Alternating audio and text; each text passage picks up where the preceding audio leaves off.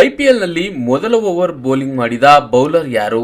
ಇರ್ಫಾನ್ ಪಠಾಣ್, ಲಕ್ಷ್ಮೀಪತಿ ಬಾಲಾಜಿ, ಪ್ರವೀಣ್ ಕುಮಾರ್, ಜಹೀರ್ ಖಾನ್. ಸರಿಯಾದ ಉತ್ತರ ಪ್ರವೀಣ್ ಕುಮಾರ್. ವೀಕ್ಷಕರೇ, 2008ರ ಏಪ್ರಿಲ್ 18ರಂದು ಚೊಚ್ಚಲ ಐಪಿಎಲ್ ಪಂದ್ಯ ಬೆಂಗಳೂರು ರಾಯಲ್ ಚಾಲೆಂಜರ್ಸ್ ಮತ್ತು ಕೋಲ್ಕತ್ತಾ ನೈಟ್ ರೈಡರ್ಸ್ ನಡುವೆ ನಡೆಯಿತು. ಈ ವೇಳೆ ಆರ್ಸಿಬಿ ಪರ ಆಡಿದ ಪ್ರವೀಣ್ ಕುಮಾರ್ ಐಪಿಎಲ್ ಇತಿಹಾಸದಲ್ಲೇ ಮೊದಲ ಓವರ್ ಎಸೆದರು. 6 ದಿನಗಳ ಕಾಲ ಉಸಿರಾಡದೆ ಬದುಕಬಲ್ಲ ಜೀವಿ ಯಾವುದು? ಹಾವು, ಬಾವಲಿ, ಗೂಬೆ, ಚೇಳು. ಸರಿಯಾದ ಉತ್ತರ ಚೇಳು. ಅಂಬಾನಿ ಆಸ್ಪತ್ರೆ ವೈದ್ಯರ ಪ್ರಕಾರ ಉತ್ತಮ ಆರೋಗ್ಯಕ್ಕಾಗಿ ರಾತ್ರಿ ಯಾವ ಸಮಯದಲ್ಲಿ ಮಲಗುವುದು ಉತ್ತಮ? ರಾತ್ರಿ 9ರಿಂದ ಬೆಳಿಗ್ಗೆ 5 ಗಂಟೆವರೆಗೆ, ರಾತ್ರಿ 10ರಿಂದ ಬೆಳಿಗ್ಗೆ 6 ಗಂಟೆವರೆಗೆ, ರಾತ್ರಿ 8ರಿಂದ ಬೆಳಿಗ್ಗೆ 4 ಗಂಟೆವರೆಗೆ, ರಾತ್ರಿ 11ರಿಂದ ಬೆಳಿಗ್ಗೆ 7 ಗಂಟೆವರೆಗೆ. ಸರಿಯಾದ ಉತ್ತರ ರಾತ್ರಿ 8ರಿಂದ ಬೆಳಿಗ್ಗೆ 4 ಗಂಟೆಯವರೆಗೆ. ವೀಕ್ಷಕರೇ, ಬಹುತೇಕರು ರಾತ್ರಿ ಬೇಗನೆ ಮಲಗಲು ಮತ್ತು ಬೇಗನೆ ಏಳಲು ಬಯಸುತ್ತಾರೆ. ಆದರೆ ಬಿಡುವಿಲ್ಲದ ಕೆಲಸ ಮತ್ತು ಅತಿಯಾದ ಫೋನ್ ಬಳಕೆಯಿಂದಾಗಿ ಅದು ಸಾಧ್ಯವಾಗುವುದಿಲ್ಲ. ಹೀಗಾಗಿ ತಡವಾಗಿ ಮಲಗಿ ತಡವಾಗಿ ಏಳ್ತಾರೆ. ಮಲಗಲು ಸರಿಯಾದ ಸಮಯ ಯಾವುದೆಂಬುದು ಅನೇಕರಿಗೆ ಇನ್ನೂ ತಿಳಿದಿಲ್ಲ. ತಜ್ಞರ ಪ್ರಕಾರ ರಾತ್ರಿ 8 ಗಂಟೆಗೆ ಮಲಗಿ ಬೆಳಿಗ್ಗೆ 4 ಗಂಟೆಗೆ ಏಳುವುದು ಒಳ್ಳೆಯ ಅಭ್ಯಾಸ. ಇದು ಆರೋಗ್ಯಕ್ಕೆ ತುಂಬಾನೇ ಒಳ್ಳೆಯದು ಅಂತ ಮುಂಬೈನ ಕೋಕಿಲಾಬೆನ್ ಧೀರುಭಾಯಿ ಅಂಬಾನಿ ಆಸ್ಪತ್ರೆಯ ಡಾಕ್ಟರ್ ದತ್ತಾತ್ರೇಯ ಸೋಲಂಕೆ ಹೇಳಿದ್ದಾರೆ.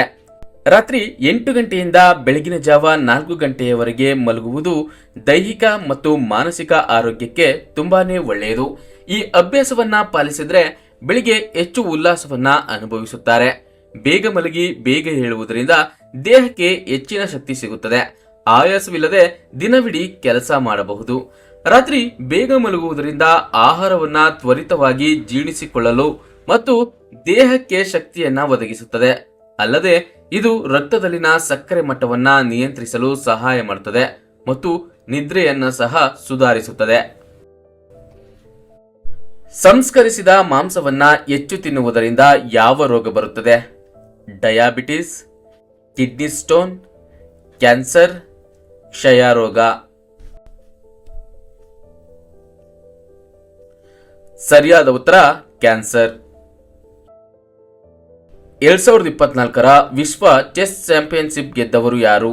ವಿಶ್ವನಾಥ್ ಆನಂದ್, ಅಭಿಮನ್ಯು, ಡಿಂಗ್ ಲಿರೆನ್, ಗುಕೇಶ್ ದೊಮ್ಮರಾಜು.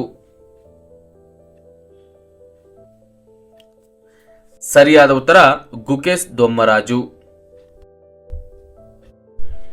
ಯಾರು ಅಪ್ಪಿತಪ್ಪಿಯೂ ಪಾಲಕ್ ಸೊಪ್ಪು ತಿನ್ನಬಾರದು? ಕಿಡ್ನಿ ಸ್ಟೋನ್, ಗ್ಯಾಸ್ಟ್ರಿಕ್ ಸಮಸ್ಯೆ, ಅಧಿಕ ಯೂರಿಕ್ ಆಸಿಡ್, ಹೆಚ್ಚಿನ ಕಬ್ಬಿಣಾಂಶ. ಸರಿಯಾದ ಉತ್ತರ ಮೇಲಿನ ಎಲ್ಲವೂ. ವೀಕ್ಷಕರೇ, ಪಾಲಕ್ ಸೊಪ್ಪು ಆರೋಗ್ಯಕ್ಕೆ ತುಂಬಾನೇ ಒಳ್ಳೆಯದು. ಆದರೆ ಎಲ್ಲರಿಗೂ ಒಳ್ಳೆಯದಲ್ಲ. ಕೆಲವರು ಯಾವುದೇ ಕಾರಣಕ್ಕೂ ಪಾಲಕ್ ಸೇವನೆ ಮಾಡಬಾರದು. ಹಾಗಾದ್ರೆ ಪಾಲಕ್ ಸೊಪ್ಪು ಯಾರು ತಿನ್ನಬಾರದು? ಯಾರಂದ್ರೆ ಕಿಡ್ನಿ ಸ್ಟೋನ್ ಇರುವವರು. ಪಾಲಕ್ನಲ್ಲಿ ಆಕ್ಸಲೇಟ್ ಅಧಿಕವಾಗಿರುತ್ತದೆ. ಇದು ಕ್ಯಾಲ್ಸಿಯಂ ಜೊತೆಗೆ ಮೂತ್ರಪಿಂಡದ ಕಲ್ಲುಗಳ ರಚನೆಯ ಸಾಧ್ಯತೆಯನ್ನ ಹೆಚ್ಚಿಸುತ್ತದೆ.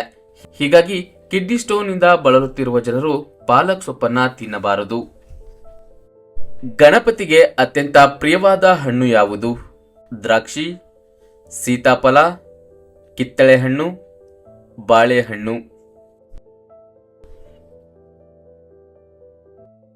ಸರಿಯಾದ ಉತ್ತರ ಸೀತಾಫಲ. ಹಿಂದೂ ಧರ್ಮ ಗ್ರಂಥದಲ್ಲಿ ದೇವಿ ಲಕ್ಷ್ಮಿಯ ಪವಿತ್ರ ಹೆಸರೇನು? ಶ್ರೀ, ಓಂ, ಸೌ, ಸಿರಿ.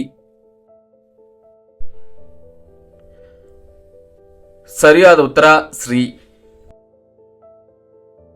ಶಂಖಪುಷ್ಪ ಹೂವಿನ ಟೀ ಕುಡಿಯುವುದರಿಂದ ದೇಹದ ಯಾವ ಪ್ರಮುಖ ಕಾಯಿಲೆ ವಾಸಿಯಾಗುತ್ತದೆ? ಅರ್ಧ ತಲೆನೋವು, ರಕ್ತದೊತ್ತಡ, ಕಿಡ್ನಿ ಕಲ್ಲು, ಅಜೀರ್ಣತೆ. ಸರಿಯಾದ ಉತ್ತರ ಮೇಲಿನ ಎಲ್ಲವೂ. ವೀಕ್ಷಕರೇ, ಸಾಮಾನ್ಯವಾಗಿ ಬೇಸಿಗೆಯ ನಂತರ ಮಳೆಗಾಲದ ಆರಂಭದ ದಿನಗಳಲ್ಲಿ ಬಿಡುವ ನೀಲಿಶಂಖ ಪುಷ್ಪ ಶಿವನಿಗೂ ಅತ್ಯಂತ ಪ್ರಿಯ. ಅದೇ ರೀತಿ ಆರೋಗ್ಯ ವೃದ್ಧಿಗೂ ಅಷ್ಟೇ ಸಹಕಾರಿ. ಈ ಹೂವುಗಳಲ್ಲಿನ ಎಥೋಲಿಕ್ ಸಾರವು ಅಪಾಯವನ್ನು ಉಂಟು ಮಾಡುವ ಕೊಬ್ಬಿನಾಮ್ಲಗಳ ಮಟ್ಟವನ್ನ ಕಡಿಮೆ ಮಾಡುತ್ತದೆ. ಇದರಿಂದ ಹೃದಯಾಘಾತ, ರಕ್ತ ಹೆಪ್ಪುಗಟ್ಟುವಿಕೆಯ ಅಪಾಯ ಕಡಿಮೆಯಾಗುತ್ತದೆ. ಅಲ್ಲದೆ ಅರ್ಧ ತಲೆನೋವಿಗೂ ಇದು ಪರಿಹಾರವನ್ನ ನೀಡುತ್ತದೆ. ನೀಲಿಶಂಖ ಪುಷ್ಪ ಹೂವುಗಳು ಮೂತ್ರಕೋಶದ ಕಾಯಿಲೆಗಳನ್ನ ಗುಣಪಡಿಸುವಲ್ಲಿ ಸಹಾಯಕವಾಗಿದೆ.